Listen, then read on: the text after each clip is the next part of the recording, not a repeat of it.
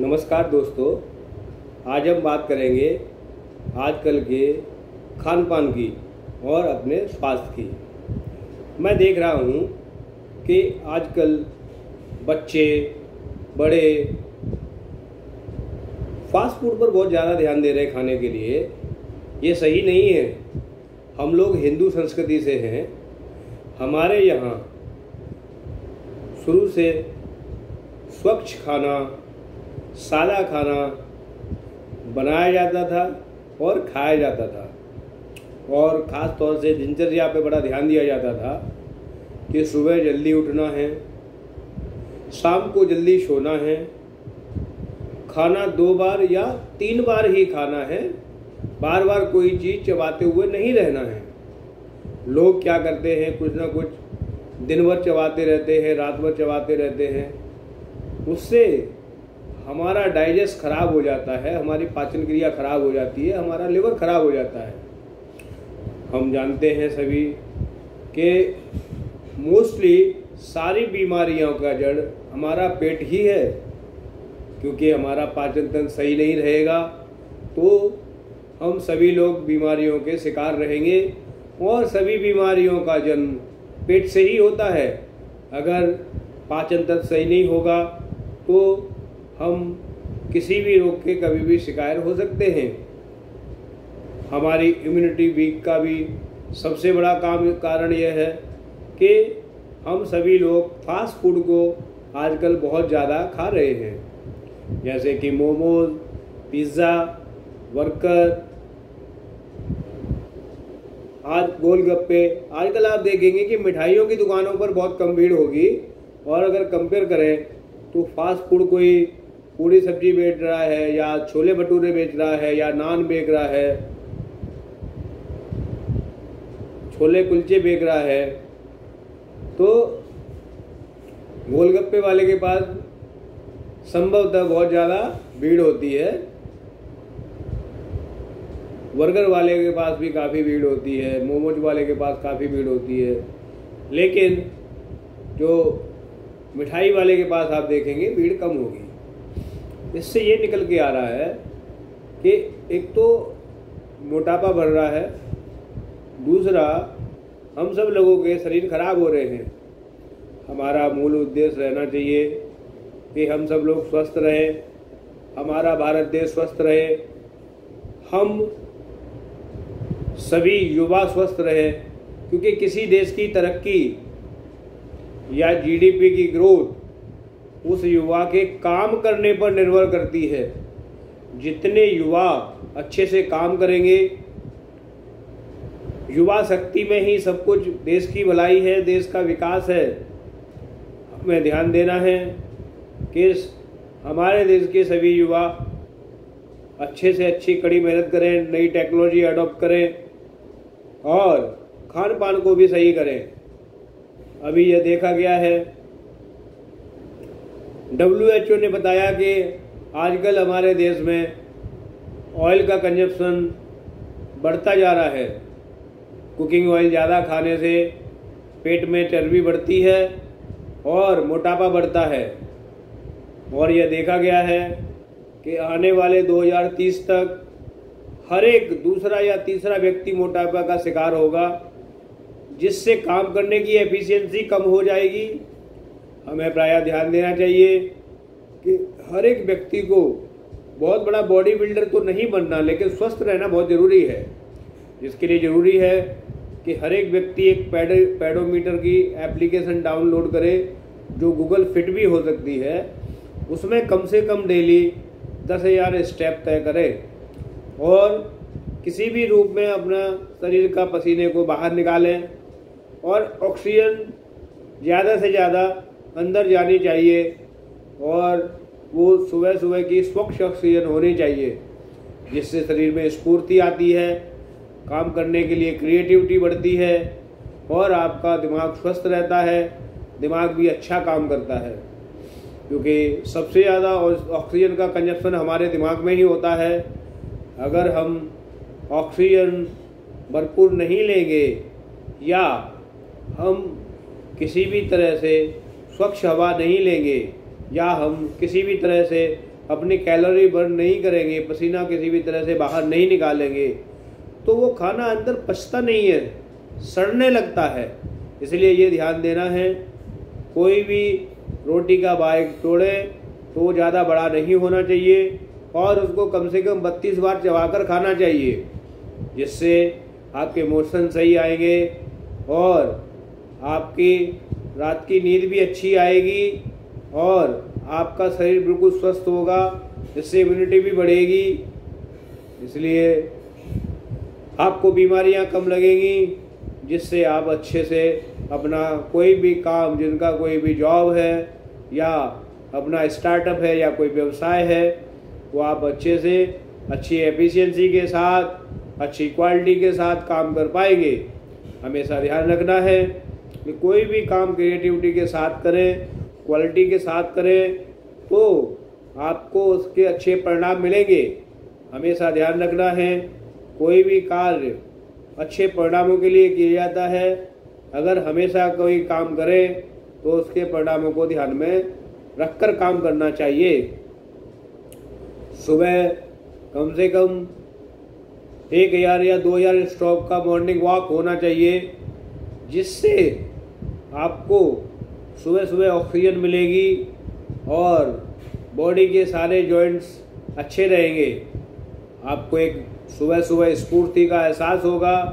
थोड़ा बहुत वर्कआउट करते रहें, कम से कम आधे घंटे का या 1 घंटे का वर्कआउट करें तो और ज़्यादा अच्छा होगा। और कोशिश करें कि सुबह 5 बजे से 6 बजे के बीच में उठ जाएं। उसके बाद खुद का वर्कआउट करें और अपने आप को हमेशा एक्टिव रखें। सुबह उठकर जल्दी नहाने से आपका शरीर काफ़ी स्फूर्ति में रहता है और आपको कम से कम बीमारियां लगने का खतरा रहता है।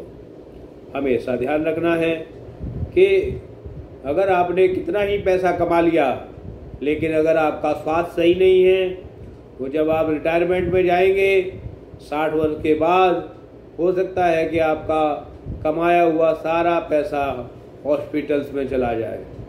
ऐसे पैसे का फिर बाद में कोई फ़ायदा नहीं होता है, अगर आपने जो कमाया वो गंवा दिया। इसलिए सबसे अनुरोध ये है कि अपने शरीर का ज़रूर ध्यान रखें। शरीर स्वस्थ रहेगा तो ये आपका एक बहुत बड़ा वेल्थ है, जिससे आप स्वस्थ रहेंगे। आपके घर वालों को भी कोई भी आने वाले समय में समस्या का आपकी तरफ से कुछ भी परेशानी नहीं होगी। जिससे हमेशा आप ध्यान रखें कि हमें स्वस्थ रहना है, अपने परिवार को स्वस्थ रहना है, अपने एनवायरनमेंट को अच्छा वातावरण में रखना है, कुछ नए पौधे लगाने हैं या अपने घर में भी कुछ गमलों में अच्छे पौधे लगा सकते हैं, कुछ सुगंधित पौधे लगा सकते हैं, जिससे हमारा वातावरण स्वच्छ रहे, सुगंधित रहे और सोचने का हमारा तरीका भी अच्छा रहे, विचार अच्छे रहे। कभी कभी आपने सुना होगा कि हमारे पूर्वज कहते थे, जैसा खाओगे अन्न वैसा रहेगा मन। अगर हम सादा अच्छा खाते हैं तो हमारा मन भी उसी प्रकार से काम करता है, हमारा दिमाग भी उसी हिसाब से काम करता है। आजकल हम देख रहे हैं कि छोटे बच्चों में भी हार्ट डिजीज़ देखी जा रही है। हार्ट डिजीज का कारण है बैड कोलेस्ट्रॉल का बढ़ना। बैड कोलेस्ट्रॉल तभी बढ़ता है जब हम बाहर की चीज़ें ज़्यादा खाते हैं। हमेशा ध्यान रखना है कि महीने में 1 बार ज़्यादा से ज़्यादा बाहर का खाना खाना चाहिए। उससे ज़्यादा रेगुलर वीकली या वीक में 2 बार लोग खाते हैं तो वो गलत है। हमेशा अपना BMI कंट्रोल रखें। और मैं एक सिंपल कैलकुलेशन भी बताता हूँ। हमेशा किसी भी आदमी का वजन जितने इंच की हाइट है, सिंपल सा ये फॉर्मूला है, उतना केजी वेट होना चाहिए। अगर वेट उससे ज़्यादा है तो सभी लोग से निवेदन है कि धीरे धीरे अपनी डाइट कंट्रोल करें, अपनी दिनचर्या को ठीक करें और रोटी को 32 बार चबाकर खाएं।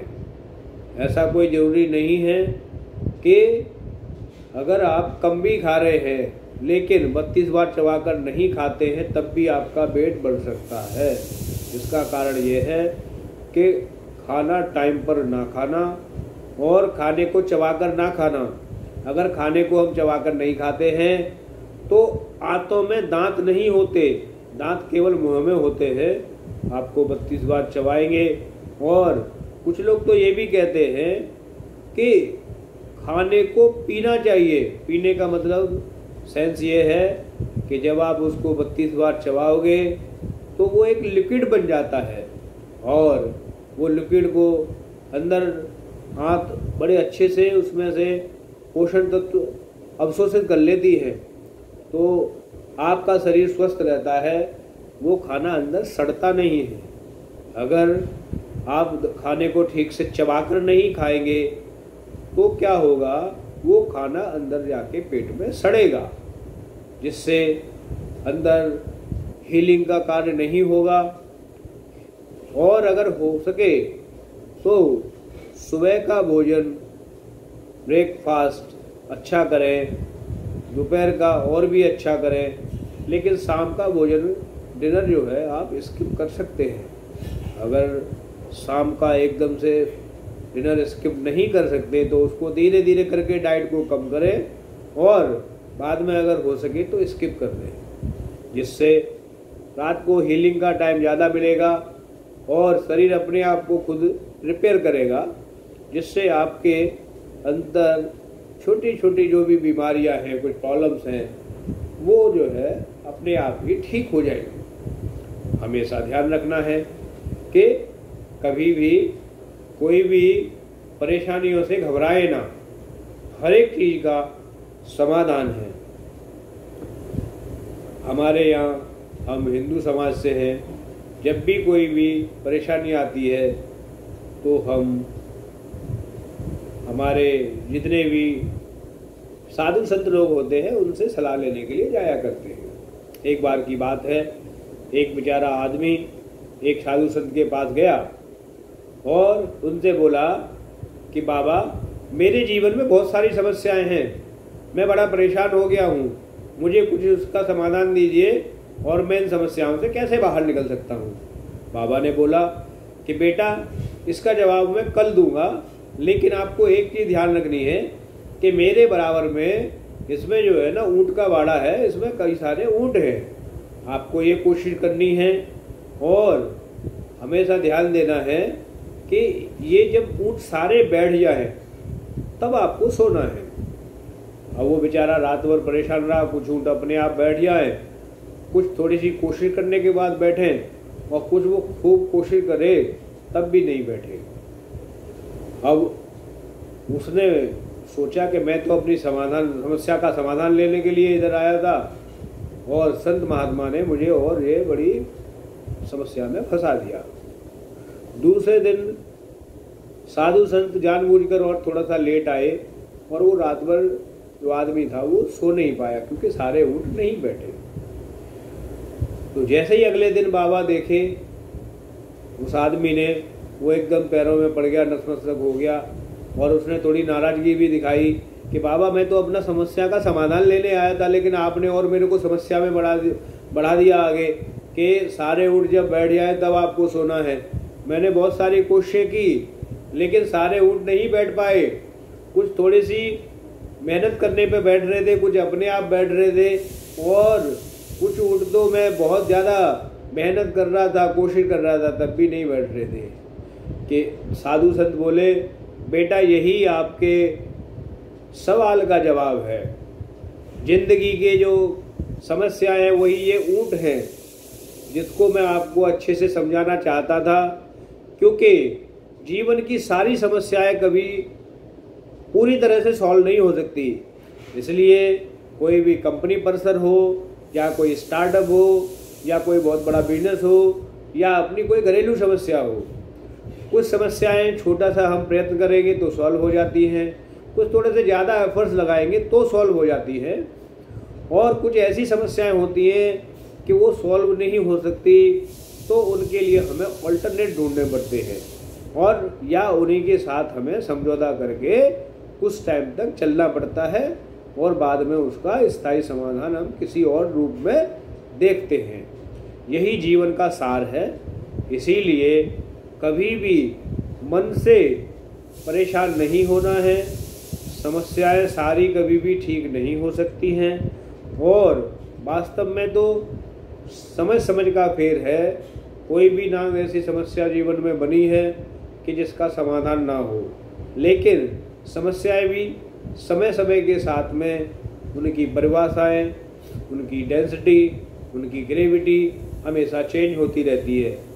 जब आपने देखा होगा कि बच्चा छोटे बहुत कम मूल्य वाले खिलौनों से खेलते हैं जब वो छोटे बच्चे होते हैं। उसके बाद जब वो थोड़े से उम्र में बड़े होते हैं तो वो खिलौनों का उनके जीवन में कोई मूल्य नहीं हो जाता। लेकिन आपने देखा होगा कि जब वो बहुत छोटे थे तो वो खिलौना उनका टूट जाता था या कोई छीन लेता था या कोई थोड़े टाइम के लिए उनको हंसाने के लिए ले लेता था, तो वो बच्चे कितने परेशान हो जाते हैं कि जी मेरा खिलौना ले लिया, मेरा खिलौना चुरा लिया। ऐसे ही कुछ समस्याएं जीवन की ऐसी होती हैं कि जिनके साथ हमें समझौता करके चलना पड़ता है या वो समय के बाद अपने आप ही ठीक हो जाती है। आज के वीडियो में इतना ही। धन्यवाद।